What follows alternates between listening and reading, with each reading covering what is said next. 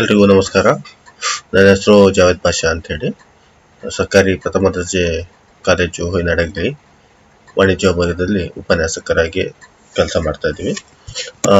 Vijayanagara Srikrishna Devaraya university Ballari BCom 3ನೇ ಸೆಮಿಸ್ಟರ್ನ marketing management ಸಬ್ಜೆಕ್ಟ್ನಲ್ಲಿನ ಚಾನಲ್ಸ್ ಆಫ್ ಡಿಸ್ಟ್ರಿಬ್ಯೂಷನ್ ಬಗ್ಗೆ ನಾವು ಇವತ್ತು ಚರ್ಚೆ ಮಾಡೋಣ. ಈ ಹಿಂದೆ ಕೂಡ ನಾವು ಈ ಚಾನಲ್ಸ್ ಆಫ್ ಡಿಸ್ಟ್ರಿಬ್ಯೂಷನ್ ಬಗ್ಗೆ ಚರ್ಚೆ ಮಾಡ್ತಾ ಇದ್ವಿ. ಈಗ ಅದನ್ನೇ ಮುಂದುವರ್ಸ್ಕೊಂಡು ಹೋಗೋಣ. ಈಗ ಚಾನಲ್ಸ್ ಆಫ್ ಡಿಸ್ಟ್ರಿಬ್ಯೂಷನ್ ಅಲ್ಲಿ ಇಲ್ಲಿ ನಾವು ಮುಖ್ಯವಾಗಿ distribution channels, policies and strategies ಬಗ್ಗೆ ತಿಳ್ಕೊಳ್ಳೋಣ. ಈ ಹಿಂದಿನ ಕ್ಲಾಸಸ್ ಅಲ್ಲಿ ನಾವು intermediaries in channels of distribution ಬಗ್ಗೆ ತಿಳ್ಕೊಂಡ್ವಿ.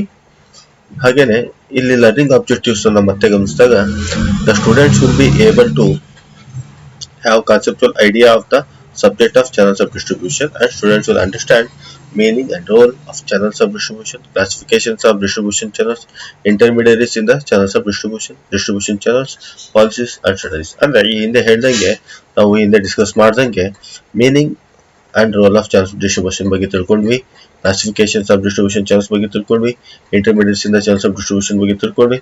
ಹಾಗೆ ಈಗ ನಾವು ಡಿಸ್ಟ್ರಿಬ್ಯೂಷನ್ ಚಾನಲ್ಸ್, ಪಾಲಿಸೀಸ್ ಮತ್ತೆ ಸ್ಟ್ರಾಟಜೀಸ್ ಬಗ್ಗೆ ಕೂಡ ತಿಳ್ಕೊಂತೀವಿ. ಸೊ ಲರ್ನಿಂಗ್ ಔಟ್ಕಮ್ ಕೂಡ ಇದೇ ತರ ಆಗಿರುತ್ತೆ. ಇಲ್ಲಿ distribution channels, policies and strategies ಬಗ್ಗೆ ನಾವು ನೋಡಿದಾಗ ಇಂಟ್ರೊಡಕ್ಷನ್ ಅಲ್ಲಿ we have discuss about the factors governing choice of distribution channels and choice of intermediates. ಅಂದ್ರೆ ಇಲ್ಲಿ ಮುಖ್ಯವಾಗಿ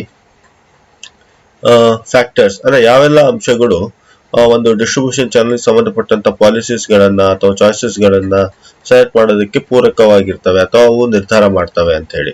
ಇಲ್ಲಿ policies based on intensity of distribution ಅಂದ್ರೆ ಒಂದು ಇದ್ರ ಮೇಲೆ ನಾವು ನೋಡಿದಾಗ based on the intensity of distribution desired by the company basically 3 alternative policy options are available to it. ಅಂದ್ರೆ ಇಲ್ಲಿ ಇಂಟೆನ್ಸಿಟಿ ಅಂದ್ರೆ ಒಂದು ಸಂಸ್ಥೆ ಎಷ್ಟು ಪ್ರಮಾಣದಲ್ಲಿ ಮಾರಾಟ ಮಾಡುತ್ತೆ, ಎಷ್ಟು ಪ್ರಮಾಣದಲ್ಲಿ ಉತ್ಪಾದನೆ ಮಾಡುತ್ತೆ, ಅದು ಎಷ್ಟು ತನ್ನ ಗ್ರಾಹಕರನ್ನ ಸೆಳಿಬೇಕು ಅನ್ಕೊಂಡಿದೆ ಅಥವಾ ಎಷ್ಟು ಗ್ರಾಹಕರನ್ನ ಅದು ತಲುಪಬೇಕು ಅನ್ಕೊಂಡಿದೆ ಅನ್ನುವಂತ ಆಧಾರದ ಮೇಲೆ ನಾವು ಈ ಒಂದು ಪಾಲಿಸೀಸ್ ಗಳನ್ನ ಡಿಸೈಡ್ ಮಾಡ್ತಾ ಇದೀವಿ. ಇಲ್ಲಿ ಮುಖ್ಯವಾಗಿ 3 ಪಾಲಿಸೀಸ್ ಗಳಿದಾವೆ. Intensive distribution policy, selective distribution policy, exclusive distribution policies ಅಂತ. ಅಂದ್ರೆ ಮುಖ್ಯವಾಗಿ 3 policies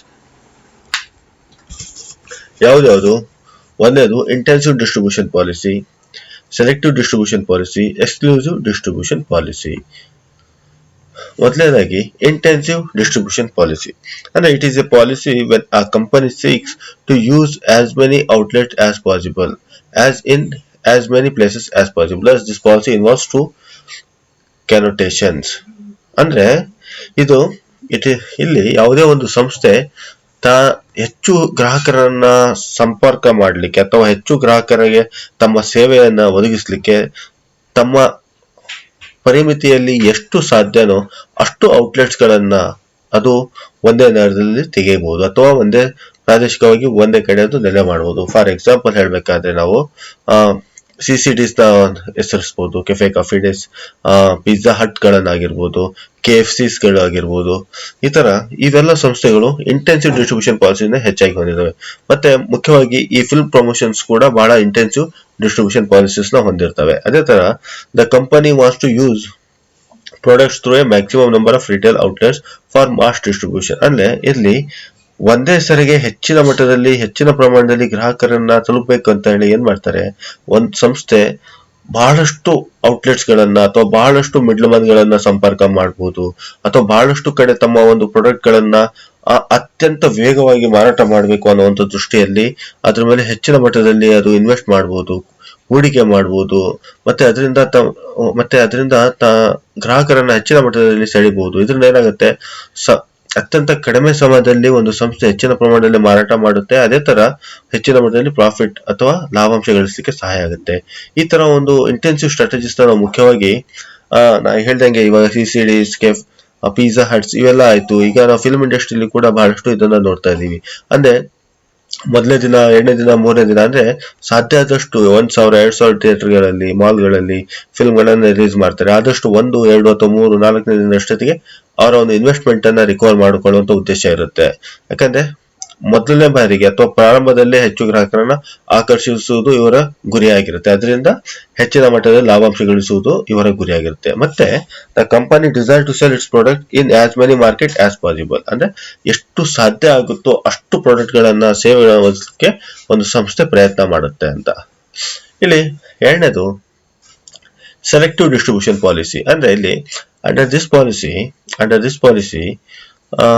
the company selected a limited number of outlets and limited number of markets.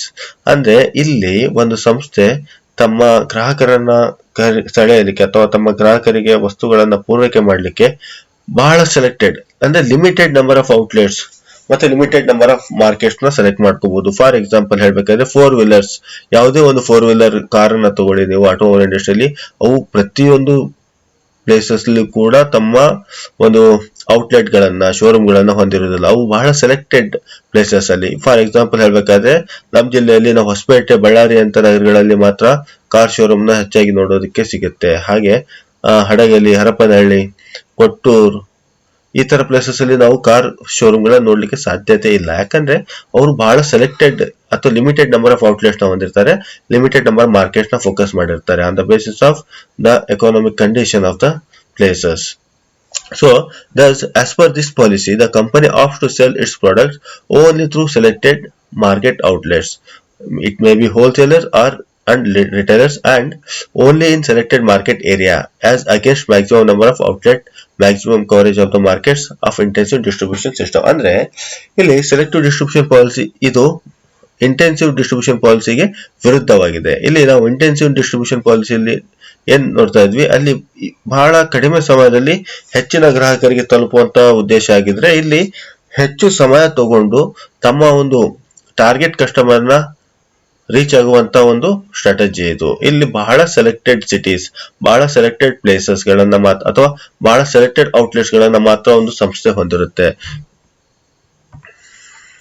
Exclusive distribution policy. ಇಲ್ಲಿ ಎಕ್ಸ್ಕ್ಲೂಸಿವ್ ಡಿಸ್ಟ್ರಿಬ್ಯೂಷನ್ ಪಾಲಿಸಿ ನೋಡಿದಾಗ, under this policy the company seeks to sell its product though exclusive arrangements with an intermediary. In this policy, there is mutual agreement between the company and the intermediary, whereby the company commits to channelize its products exclusively through the intermediary in the whole of the market. Example, in the whole country, in which case the intermediary is called sole selling agent, or in a segment of the market usually involving area restrictions. Example, state, district or any region, in which case the intermediary is called selling agent. ಅಂದ್ರೆ ಇಲ್ಲಿ exclusive distribution ಪಾಲಿಸಿಯಲ್ಲಿ ಯಾವುದೇ ಒಂದು ಸಂಸ್ಥೆ ತನ್ನ ಒಂದು ಸರಕುಗಳನ್ನ, ಸೇವೆಗಳನ್ನ ತನ್ನದೇ ಆದಂತ ಅಂಗಸಂಸ್ಥೆಗಳ ಮೂಲಕ ಅದು ತನ್ನ ಗ್ರಾಹಕರಿಗೆ ನೀಡಲಿಕ್ಕೆ ಇಷ್ಟಪಡುತ್ತೆ. ಈ ತರ ನಾವು ನೋಡಿದಾಗ ಟಾಟಾ ಗ್ರೂಪ್ಸ್ ಆಗಿರ್ಬೋದು, ರಿಲಯನ್ಸ್ ಗ್ರೂಪ್ಸ್ ಆಗಿರ್ಬೋದು, ಬಿರ್ಲಾ ಗ್ರೂಪ್ಸ್ ಆಗಿರ್ಬೋದು, ಹೀಗೆ ಬಹಳಷ್ಟು ಸಂಸ್ಥೆಗಳು ಒಂದಕ್ಕಿಂತ ಹೆಚ್ಚಿನ ಒಂದು ವ್ಯಾಪಾರ ಉದ್ಯಮಗಳು ತಮ್ಮನ್ನು ತೊಡಗಿಸಿಕೊಂಡಿದ್ದಾವೆ. ಇಲ್ಲಿ ಮುಖ್ಯ ಉದ್ದೇಶ ಏನಂದ್ರೆ ಎಕ್ಸ್ಕ್ಲೂಸಿವ್ ಡಿಸ್ಟ್ರಿಬ್ಯೂಷನ್ ಪಾಲಿಸಿ. ತಮ್ಮ ಒಂದು ಬೇರೆ ಒಂದು ಉತ್ಪನ್ನಗಳ ಒಂದು ಜಾಹೀರಾತು ಕೂಡ ಅಥವಾ ಮಾರಾಟ ಒಂದು ಹೆಚ್ಚಿಸುವ ಒಂದು ಕ್ರಮ ಕೂಡ ಇದರಲ್ಲಿ ಅಡಗಿರುತ್ತೆ ಅಂತ. ಯಾಕಂದ್ರೆ ಇವು ತಮ್ಮದೇ ಅಂಗಸಂಸ್ಥೆಗಳ ಮೂಲಕ ತಮ್ಮ ವಸ್ತುಗಳನ್ನ, ಸೇವೆಗಳನ್ನ ಗ್ರಾಹಕರಿಗೆ ತಲುಪಿಸಲಿಕ್ಕೆ ಪ್ರಯತ್ನ ಮಾಡ್ತಾ ಇರ್ತವೆ. ಸೊ ಈ ತರಹದ ಒಂದು ಡಿಸ್ಟ್ರಿಬ್ಯೂಷನ್ ಪಾಲಿಸಿ ನಾವು ಎಕ್ಸ್ಕ್ಲೂಸಿವ್ ಡಿಸ್ಟ್ರಿಬ್ಯೂಷನ್ ಪಾಲಿಸೀಸ್ ಅಂತ ಹೇಳ್ತೀವಿ. ಮತ್ತೆ ಈ ಒಂದು ಸೆಷನ್ಗೆ ಸಂಬಂಧಪಟ್ಟಂತೆ ಮಲ್ಟಿಪಲ್ ಚಾಯ್ಸ್ ಕ್ವಶನ್ಸ್ ನ ನೋಡಿದಾಗ, ಇಲ್ಲಿ ಮೊದಲ ಪ್ರಶ್ನೆ, the policy is based on intensity of distribution is ಅಂತ ಹೇಳ್ತಾ ಇದ್ದಾರೆ.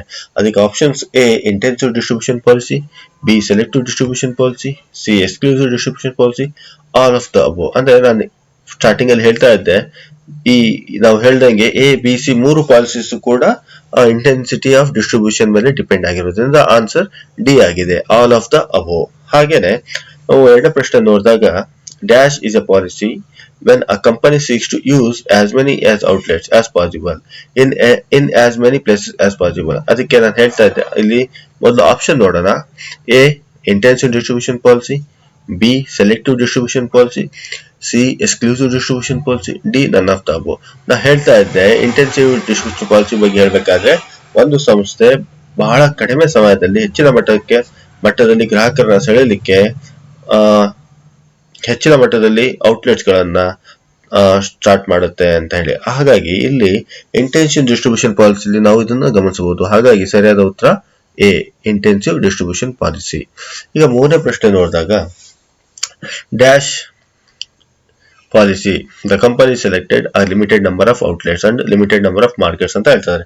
ಇಲ್ಲಿ ಯಾವ ಪಾಲಿಸಿ ನಾವು ಇದು ನೋಡ್ಬೇಕು. ಅದಕ್ಕಿಂತ ಮುಂಚೆ ಆಪ್ಷನ್ಸ್ ನೋಡಿದಾಗ A intensive distribution policy, B selective distribution policy, C exclusive distribution policy, D none of the above. Answer ಏನು ಇದಕ್ಕೆ? Selective distribution policy. ಅಂದ್ರೆ the name itself suggests that the company is selecting a limited number of outlets and limited number of markets.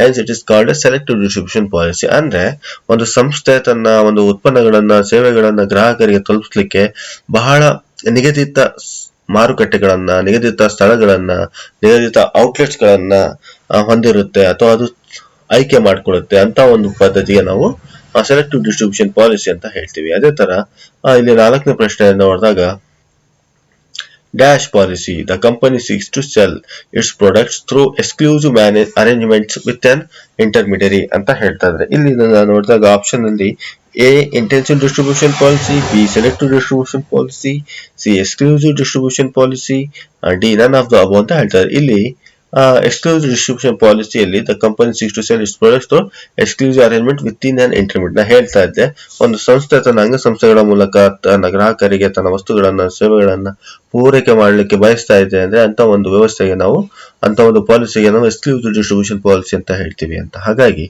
ಸರಿಯಾದ ಉತ್ತರ C ಆಗಿರುತ್ತೆ. ಈಗ ಕೊನೆ ಪ್ರಶ್ನೆ ನೋಡಿದಾಗ the company wants to use products through a maximum number of retail outlet for ಅಂತ ಹೇಳ್ತಾ ಇದ್ದಾರೆ. ಇಲ್ಲಿ ಆಪ್ಷನ್ ಬಂದ್ಬಿಟ್ಟು A mass distribution, B channel distribution, C both A and B, D none of the above. ಇದಕ್ಕೆ ಸರಿಯಾದ ಉತ್ತರ mass distribution, way the company wants to use products through maximum number of retail outlets ಅಥವಾ intensive distribution policy ಅಂತಾನು ನಾವು ಇದಕ್ಕೆ ಹೇಳ್ಬೋದು. ಈಗ ನಾವು ರೆಫರೆನ್ಸ್ ವಿಭಾಗದಲ್ಲಿ ನೋಡಿದಾಗ ನಾವು ಈ ಹಿಂದೆ ಹೇಳ್ದಂಗೆ ಕರುಣಾಕರನ್ ಕೆ ಅವರ marketing management, Philip Kotler, Abraham Koshy, Kevin Keller, Mithileshwar ಅವರ ಮಾರ್ಕೆಟಿಂಗ್ ಮ್ಯಾನೇಜ್ಮೆಂಟ್ 13th ಎಡಿಷನ್, ಮತ್ತೆ ಶರ್ಲೇಕರ್ ಎಸ್ ಎ ಮತ್ತೆ ಕೃಷ್ಣಮೂರ್ತಿ ಅವರ ಮಾರ್ಕೆಟಿಂಗ್ ಮ್ಯಾನೇಜ್ಮೆಂಟ್ 14th ಎಡಿಷನ್, ಮತ್ತೆ ವಿಲಿಯಂ ಜೆ ಸ್ಟ್ಯಾನ್ಟನ್ ಅವರ fundamental of marketing 10th edition ನಾವು ಹೆಚ್ಚಾಗಿ ಇದು ರೆಫರ್ ಮಾಡ್ತಾ ಇದೀವಿ ಅಂತ ಹೇಳ್ಬಿಟ್ಟು. ಹಾಗಾಗಿ ಈ ಒಂದು ಸೆಷನ್ ಅನ್ನ ಕೇಳಿದಕ್ಕೆ ನಿಮ್ಮೆಲ್ಲರಿಗೂ ಧನ್ಯವಾದಗಳು.